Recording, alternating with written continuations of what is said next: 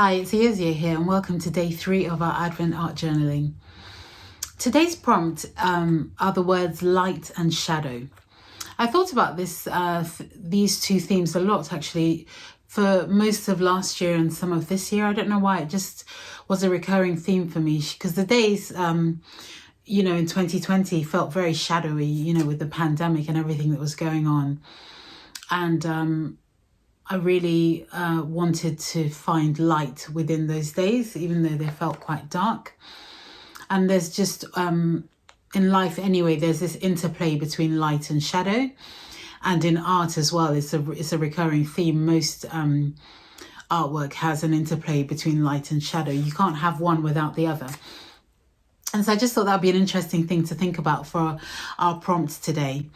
And I'll show you a couple of examples of what I, in my art journal from 2020 and some of this year. So this was one of the paintings I did. It says, "These are days of sorrow, full of shadows and searching for the light." And this one says, "These are days of prayer and seeking the light." So yeah, it was quite an intense time, wasn't it?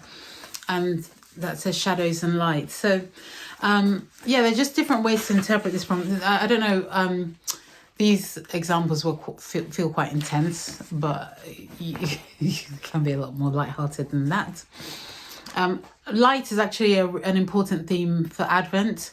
There's this sense of waiting for Jesus, the light of the world, to come, to be born, and also we await his return. See what comes up for you, like what are the areas of light for you, and what are the areas of shadows, and how can we embrace the shadows in order to appreciate the light? I don't know, there's just different ways. But there's this book called Consolations, and I really like what it says about shadows. It says,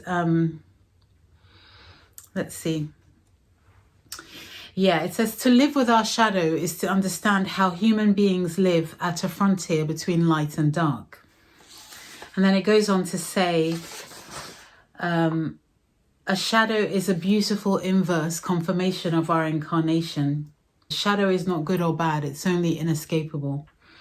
Yeah, so just lots of things to think about. We always think of shadows as bad and light as good. And that's true. But I wonder if there's something about the way that they interplay. So without moments of, or in moments of shadow, we experience the light.